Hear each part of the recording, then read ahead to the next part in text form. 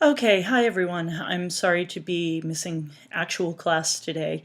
Hopefully recording lecture will be more helpful than less helpful.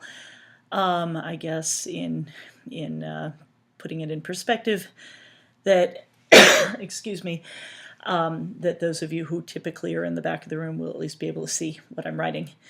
That feels very gallows humory. Anyhow, so if you go on to Canvas, you will see that in the Files section, I've posted the solutions to homework number 2 and homework number 3. You'll also find the slides posted there as usual. I've recorded this into sections both to save on sort of megabytes craziness and also to make it a little more possible to kind of jump in and out. So let me pick up where we left off last time. We were discussing uniform circular motion. This is the type of motion that happens when you have an object that's being, for instance, swung about on a string. So you have an object that you've set into motion somehow. It's moving, for instance, at constant speed in a circular path. We recognize that the object, according to Newton's first law,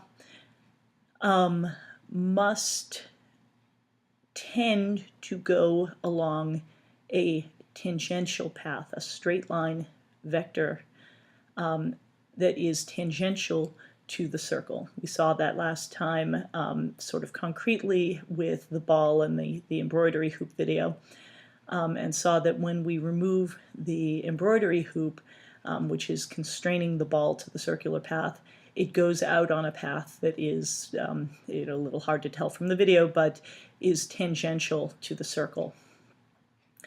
The force that keeps that ball in its path is a centripetal force, a force that tends to push the ball towards the center.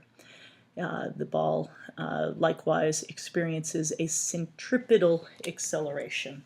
So I will write that word up here for those not familiar with it. Centripetal toward the center.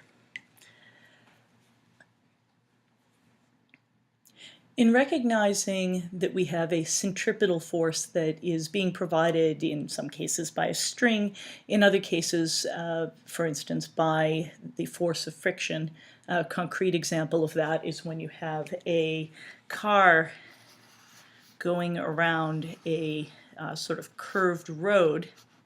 There it is. The car's Newton's first law tendency is to continue along in a straight line. This path, of course, would be tangential to the curved path that the car is actually traveling on. I've drawn the road in there. But continuing along that path would require a certain amount of sliding by the car. That sliding motion would tend to be outward, and in order to prevent that sliding motion, we have a corresponding inward force, which is provided in this case by the force of friction. The force of friction, we know, of course, is the coefficient of sliding friction times the normal force on the car.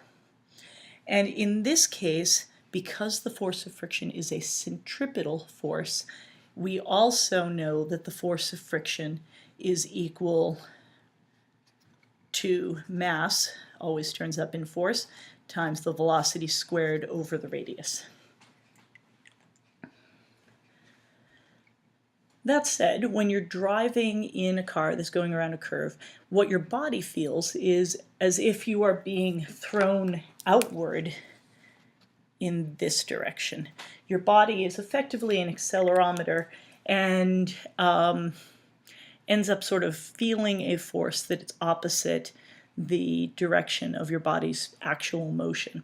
Those in comm disorders can probably discuss why that should be the case, since much of that proprioception is coming about from the fluid in the inner ears, which, because they have an inertial tendency as well, when your body moves in one direction, the fluid in your ears has the effect of sloshing backward against sensors in the other side. That, of course, is a serious oversimplification of biology, but just grin and bear it. I'm not actually a biologist. Anyhow, what you feel is, in fact, a force that makes you feel like you are flying outward from the center, a centrifugal force. XKCD has addressed this horrible misconception. There is, of course, no such thing as a centrifugal force, or is there? In the laboratory frame, in the point of view where you are stationary and the object you're looking at is moving in a circular path, which means it's accelerating. You are not accelerating, it is. Under those circumstances, there is no such thing as a centrifugal force. And if you turn around and do a demonstration like with the pool ball and the embroidery hoop, you will see that in reality there is no such thing as a centrifugal force. No matter what frame you are in, whether you are the pool ball or whether you are the observer of the pool ball will never, in fact, fly outward. The centrifugal force is a pseudo-force.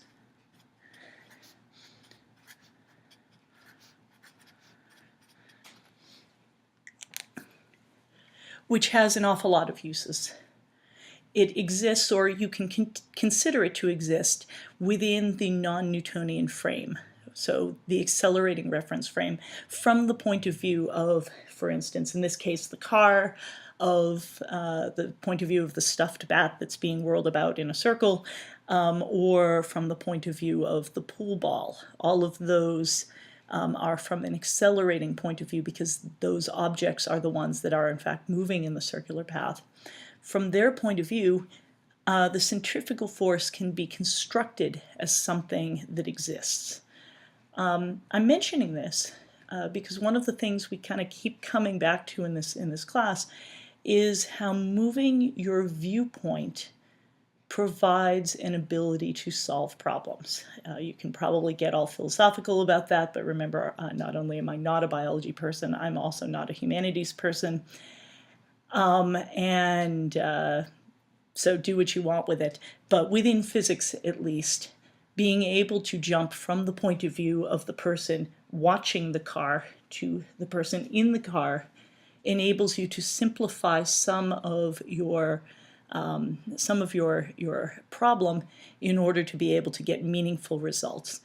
Those meaningful results, of course, have to then be translated back into the laboratory frame, but doing a translation like that is straightforward, although we won't really go into how that's done.